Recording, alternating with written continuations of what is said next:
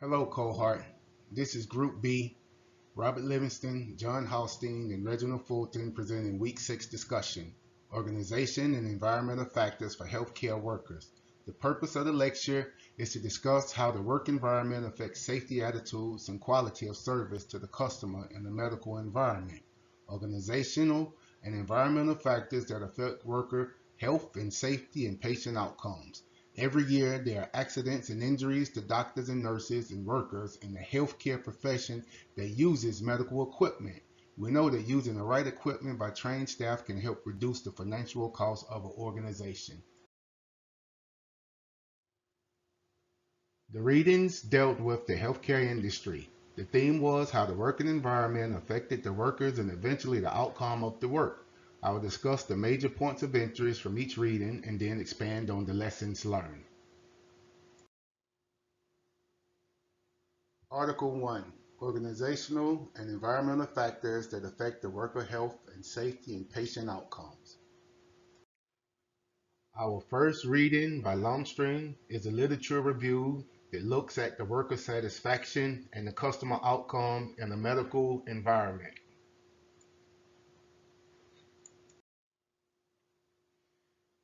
With the healthcare industry setting different from most industries, some of the stresses are safety in beds with rails, skin problems such as exposure to cleaning products, latex, and a variety of other potential allergens or irritants, exposure to needles, lancets, and other sharp instruments, which increase the risk of mechanical injury, medication, violence from patients, and helping handle people and not objects. Later on, John will elaborate on that more with his story.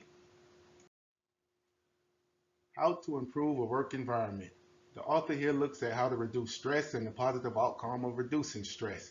We all know that a strong safety climate is associated with positive attitude among workers, which can influence the adoption of safe behavior practices. Most companies have a health and safety policy in place to cover their organization and everyone they service. Things to consider are how to provide medications, providing personal care, and how to give first aid and what to do in case of a fire, just to name a few. Article 2. Hospital Safety, Climate, and its relationship with safe work practice and workplace exposure incidents. A deficient safety culture has been implicated in hospital accidents. More recently, patient safety problems in hospital care have recognized that there is a weak safety culture as a casual factor. As in other industry sectors, the level of safety for hospital patients and staff is likely to be determined largely by the hospital safety culture. Measuring safety culture is a risk management technique widely used in high industries to identify safety problems before they become realized as accidents and near misses. The most common approach to measuring safety culture is to conduct a safety climate survey of the workforce, according to Gershom. It seeks to confirm that a safe working climate in a medical environment predicts the safety performance of an organization as previously shown in an industrial environment, and that a management commitment has a strong influence on the safety environment. This chart represents demographics, characteristics of respondents to questionnaires that include sex, job category, hours per week work, supervisory status, education, job, tenure, and age. The results of this study showed that a medical environment follows the same patterns found in an industrial environment. Management's attitudes and involvement has a strong effect on the safety environment in a medical setting. In turn, the safety environment is a strong predictor of safety performance. Further, a strong safety environment and performance positively affects workers' positive attitude and performance. The results of this study shows that a medical environment follows the same patterns found in an industrial environment. Management's attitudes and involvement has a strong effect on the safety environment in a medical setting. In turn, the safety environment is a strong predictor of safety performance. Further, a strong safety environment and performance positively affects workers' positive attitudes and performance. The Safety Climate Questionnaire measures the presence of the senior management support absence of workplace barriers to safe work practices, cleanliness, minimum conflict and good communication, frequently safety-related feedback, training by supervisors, and availability of PPE and engineering controls. The hierarchy of controls can be applied to the questionnaire through elimination, substitution, redesign, education, and encouragement according to the NIOSH Total Work Health.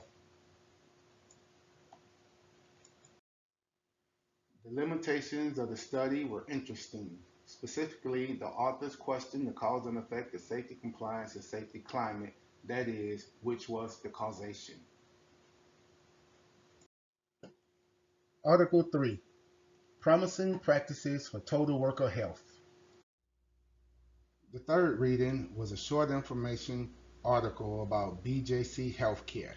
It describes a program to institute total workers' health in a healthcare environment. The article did not provide a lot of details or proof, but it claims a financial saving of $6 to $12 million since its inception. BJC representatives claim there are keys to success were the message, consistency, accountability, and the mutual trust through shared goals and resources. What is Total Worker Health?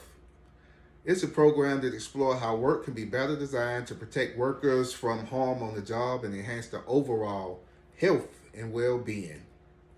The CDC defined it as policies, programs, practice that integrate protection from work-related safety and health hazards with promotion of injury and illness, prevention, and efforts to advance the workers' well-being. The OSHA in 1970 requires employees to protect workers from hazards and unhealthy exposures at work, while the total health work approach encourages workers to do more. The best way to optimize the total worker health approach is for workers of all levels of an organization, including the senior management, mid-level management, and frontline workers, should be engaged. Employees' involvement in their decision-making process about their work conditions and health challenges is an important part of them buying in, which is also an important factor in the planning process. Important aspects of total worker health are integrating safety and health to have a greater impact. Healthier workplace policies can lower injury risk, and it's noted that workers with access to paid leave were 28% less likely than workers without access to paid leave to be injured on the job.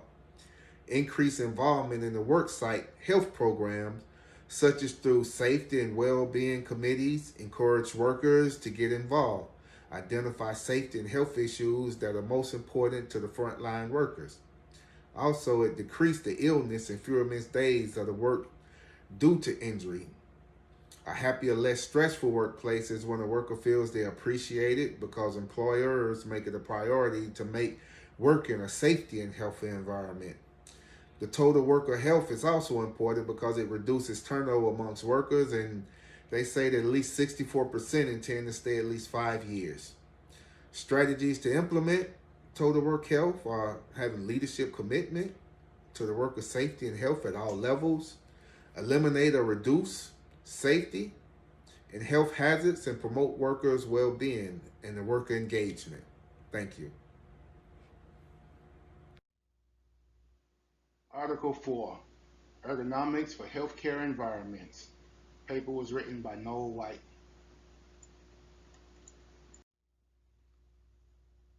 Dr. Springer begins by stating many of the challenges the healthcare industry is facing across the board.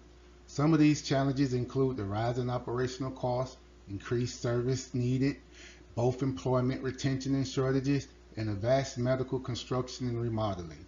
Throughout his research, he goes on to discuss that by implementing ergonomic concepts, many of the difficulties being experienced are reduced. Organizations rarely recognize the workplace as an asset from which one could expect a return on investment. Evidence suggests spending on workplaces to improve workers' performance, satisfaction, and retention is a small but highly leveraged investment. The relatively small expenses of workplace can yield substantial returns by improving the performance of comparatively large investments in personnel. Tim Springer. The utilization, well, in summary, the utilization of the smart design, including ergonomic factors, directly affects the bottom line of the healthcare operation in a positive way. To support his belief on how improved ergonomics can benefit the healthcare workplace, Springer suggests the three most influenced areas: market differentiation, performance, and health and safety of workers. First, he defends the applied ergonomics directly established market differential from implementing institution. The concept is relatively simple in that improved facilities attract equally superior talent, help reduce the turnover, and yields greater employee satisfaction. Additionally, the physical presentation of the workplace demonstrates the organizational culture, image, and identity. Great facilities convey great culture. Inadequate facilities project a chaotic environment. Secondly, Dr. Springer states that performance is greatly improved by applying ergonomics. Better design improves the overall state of effectiveness, therefore reducing errors and fatigue for the workers.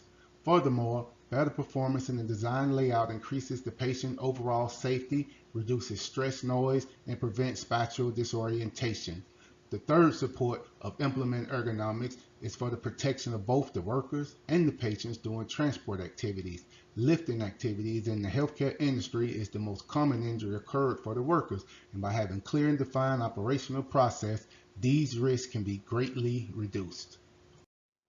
Healthcare is an extremely complex industry, being a 24/7 operation with employees and patients of all shapes and sizes, striving to satisfy countless regulations and being stressed to do more with less places the industry at the forefront of needing to implement effective and efficient solutions. The total worker health or other various internal programs are being implemented to provide solutions for healthcare management. The programs are applicable across all industries. However, implementation sooner rather than later for healthcare workplaces can make the difference between the organization floundering or striving. Our four readings built the premise that in the healthcare industry, management attitude towards worker safety and care resulted in caring workers. Management should institute programs and physical facilities to show that care first in the safety arena, but expand beyond the arena to total care. Caring workers result in a caring environment that positively affects the safety and other performance. The positive performance results in better customer care and outcomes that will enhance the organization's reputation and create a positive effect for the bottom line. In regards to ergonomic design in healthcare, I've got two personal experiences I'd like to share with you. One has to do with my mother-in-law here in Chattanooga, Tennessee. About a decade ago, after joining the rest of the family and moving to Chattanooga, she took a job as a nurse, and she had conditions upon hiring that she was not to lift more than 25 pounds. One day, in servicing one of the patients, a relatively large patient, he shifted in his bed, grabbed her, and in doing so, caused permanent and irreversible damage to her back. And now that after a decade, there's been many lawsuits, there's been workers' comp claims, there's been numerous, countless surgeries to try to correct that, but the conditions are not reversible, and this is something she has to deal with the rest of her life. Secondly, I've got a relative in St. Louis with BJC currently getting a liver and kidney transplant. They have never picked him up. It has always been with the aid of a device or some type of lifting apparatus to save the nurses and staff from the needs to lift a patient. So had a policy been like that been enforced in Chattanooga, Tennessee, I do not think my mother-in-law would be dealing with the conditions that she currently has. As we discussed the readings, it struck me the common sense approach of if you're healthy and you're happy, you're going to do a better job and you're going to be safer. And if you do a better job and you're safer, your customers are going to want to deal with you more and they'll be happier. And so that results in more revenue. And that's really the storyline that we've been studying the whole time. And then this is through the healthcare industry. And this is going to influence us at Gregory Electric because we're going to expand our supporting values. Right now, those values are safety, quality, productivity, family, and teamwork. Somewhere between the safety and family piece, we need to expand our wellness piece to not just take care of our people at work, but help them to live happy and healthy lives that contribute to society and also contribute to the company and our customer.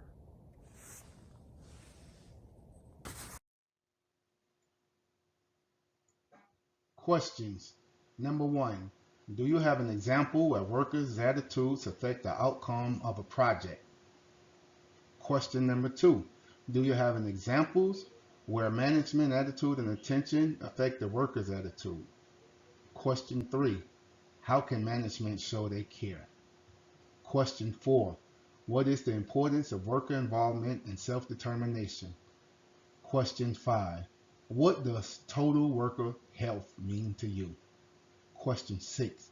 Can you justify total worker health in your organization? Question 7. Is investing in employee health similar to preventive maintenance on equipment, and how?